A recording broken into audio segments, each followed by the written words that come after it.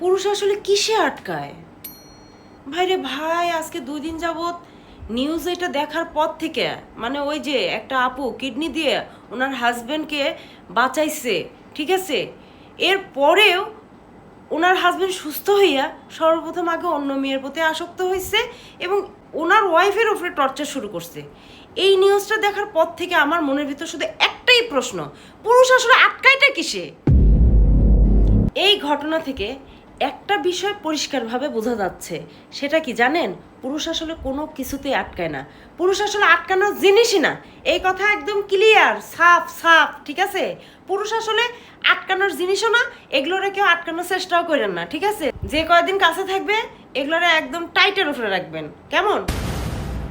এগুলোরে এত আদিক্ষেতা করি, এত ভালোবাসা দেখে সোনা মোনা কলিজা বাবু কইয়া মাথার উপরে বসানোর কোনো কারণই নাই।